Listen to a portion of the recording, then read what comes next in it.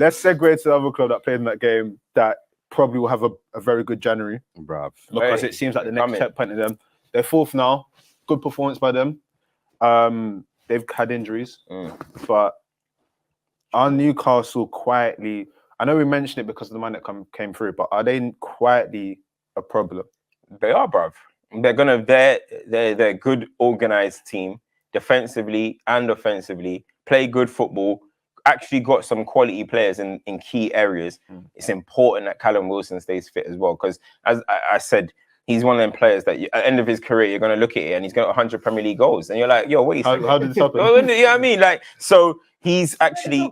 Yeah, bro. Yeah, exactly. Yeah, literally. Bro, he scores goals. So that's going to be important because, bro, you need a goal scorer at that type of level. You need a goal scorer. But then... And an extension as well. Yeah, but then it's not only even that. Like, they just come out of this week of a Man United. They played Man United and drew and just beat Spurs. So this is showing a team that can actually compete with the rest of these type of clubs. Similar to how Leicester came up once upon a time and all this type of stuff. I reckon they might do with that. Now, do I think they're going to get top 4? No, I don't think they're going to get top 4.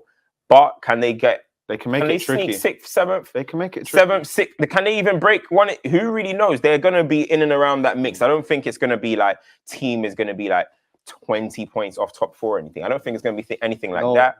But I think they can nick around the Europa spots and what's the other one? The Conference League. They'll be like what West Ham were for the last 2 years. Yeah, West Ham, Leicester, they were knocking on doors and stuff. I think there's another side to that. Team that do it every year. There's that, but that team also then makes everyone else's job harder because, like you said, they've played 2 of those sort of teams going there, taking points of view. It's like, right, now you're dragging us back into everything else. They'll be in around, yeah. That's one of the things that's frustrating, especially when they've got the ability.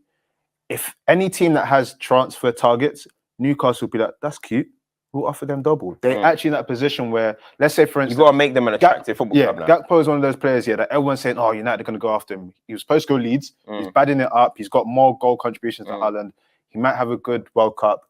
He's going to do a Premier League. Newcastle is the type of club that be like, we'll take him. Listen, they're going to become that club. Do you remember, like, you say, if the player's doing well here, he should move to Everton. Yeah. Newcastle's going to be that step up. Go to the big. Yeah. So, and the thing is, like, go on. I was going to say, it's just one of those things. It makes their whole journey for the rest of the season interesting because that can frustrate any of these teams. So, I mean, fair play to them because a lot of people thought it was going to fall off. They didn't think Eddie Howe was the right man. But I've said for a while, I feel like, you know, with an Eddie Howe, at the time before it was Eddie Howe, I thought maybe it should be like a Potter that goes there. But Eddie Howe ended up going there, right? You're going to need a manager that's going to come in and everything that he's doing is right. He's making them play above their position that they should be or whatever. And he's playing attractive football. So that at that point, you're going to be an attractive proposition for other players. And you need a manager who's going to come and put you guys on the map. Now, I'm not trying to write off Eddie Howe in any way. He could end up getting all these players and turning them into a title team. Who knows? But he might be the man. He might be that stepping stone to, Newcastle are lit now. The Mark Hughes, no bands. It's the Mark Hughes type of situation. Like, this is cute now. Mancini, all right. Okay, thank you very much. Yeah, I mean, Ranieri, it's looking cute. Okay, Jose now. So it might be a situation like that. But listen, one thing that people need to know, within the next 5 years, there's absolutely no doubt Newcastle are going to be competing for the titles and all this type of stuff. They have too much money, bro. Like, they have state-owned. They are going to come. That's why when people are saying, why is Klopp mentioning Newcastle? Brother, he knows what he's saying, bro. He knows. Tell me what state-owned team have not won titles. I'll be honest, I like how they're slowly building as well. They're not trying to do like there's no rush with superstars within 2 years. Coming soon though. They're waiting. They're analysing who's the right one. Absolutely. You know what I mean? Give us a little Trippier Matt Target for now. Let's work with these Callum Wilsons. Miggy, can you recover your career? Big performance today from him as well. Shaw's another one as well. Yeah. Almost like a quarterback today. The amount of passes he was finding, I was like, brother, who are you? Do you know what's so great about what you're saying though? We've had this conversation on Stoppage before when I was saying that what Chelsea did enabled City to come. they now have money and looking at both examples and going, okay, cool. Best practice from here and here and there. Okay, cool. Oh, no worries. Yeah. I wonder who their first marquee signings. Bruno G is No, that's not. No, he's a big player. He's a baller. He's a baller. No, Mbappe is too far. Mbappe. Imagine they do better. Imagine that. Hey, bro. Imagine that. No, but I think he's too high. I don't like that.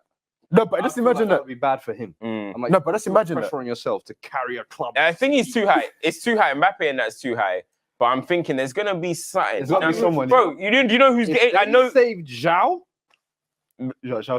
That for me. But thing is, I'm not saying he's necessarily marquee, but you look at someone like Amares, who I think is going to be his last season at Man City. Wouldn't you take that move over there? I can hear that. Yeah, but that's not again. You're talking. I'm not about experience. Yeah, you're the top guy over but there. you're basically talking about like who's gonna smash break the internet. Let's one second. Yeah, let's rope it in back. In terms of let's look if you guys remember, in terms of the City equivalents, their signing was the Robinho one. Yeah, that was V signing. Yeah. So who is that player for Newcastle? Let's have that conversation. Like Bruno G.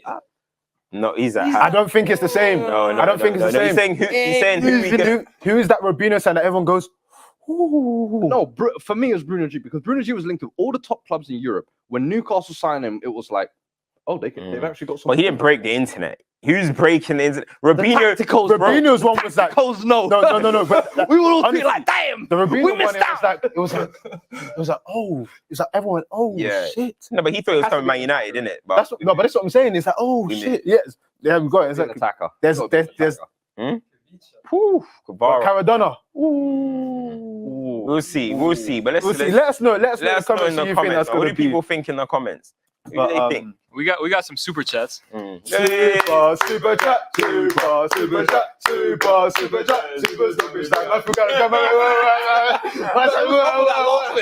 to work on the ending. It's super stoppage. The ending's not smooth enough, bro. Yeah, go on. Ash goes, new girl, new trim, same team. Oh. Level up, Fuad. You know what? Fez. Hey. I can't even say no to that. Same trim, you know. That's too funny. What else you got? Same team, you know. Chavoy over here asks, bro, is the studio hot or cold? Cam's in a hoodie, Fuad's in a bomber and hoodie, and Mayo was in a case. It's him that's throwing us off. Fuad is throwing us off. I'm a little bit hot in there. Yeah. Good, bro. The result must have got you hot too, bro. You know what I mean? What the hell? Bro. Do you know what's so funny? Yeah, because old school stoppage, yeah, if your team got cooked, yeah, you was coming in all black. It was almost like uniform. And it was ununintentional. But everyone does that now, innit? But we trendset, man. We don't even the Scullies, the hats. Listen, man. What are you saying? We'll see you say for the longest. What else we got? There's one more. I'm trying to find the exact one, but I remember what it was about. They were basically asking, do Newcastle play better without ASM? Yes. Yeah, but see, the thing is, for me, I've never bought into ASM hype, though. No, but for me, from my perspective, the way they're playing and everything allows Almiron to do more. I mentioned the Willock thing as well. This whole being press resistant allows them more space. But with ASM, it's that spark that you have him for. It's like he can do something. Well, Miggy don't stay instead. Yeah. But with ASM, but the thing about when you watch Newcastle, when you watch Newcastle with ASM, all you end up talking about is ASM, because he gets the ball, does a million dribbles, and no end product. And you're like, oh my god, like if he can unlock that finishing, he'll have like the man all the time, bro. He's on the ball all the time, bro. You know what I mean? And it's like, yo, you didn't win. You know what I mean? Sounds a bit. You know what I mean? Yeah.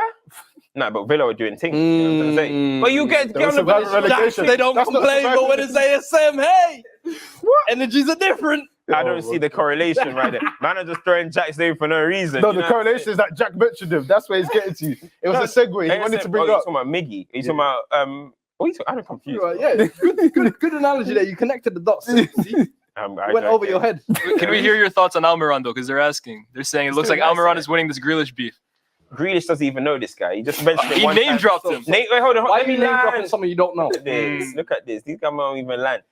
Grealish waved as a champion of England, having a bit of banter with his boys. Oh, listen. Yeah, you're playing like Almiron. Listen, he's good. This guy's taking it all personal and all this type of things. We don't know you, brother.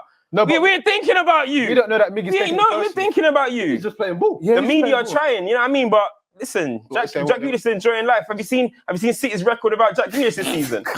Hey, wait, hold on. Check all the Premier League games that City have dropped points this season and tell me if Jack Grealish is on the pitch. Well, if you're a bench rider, James is flexing Udonis Haslam rings, bro. He's flexing JaVale McGee rings, bro. Hey, JaVale McGee was an important part of that squad, you know. Don't get it twisted. The Lakers run. I'm talking about Warriors JaVale McGee.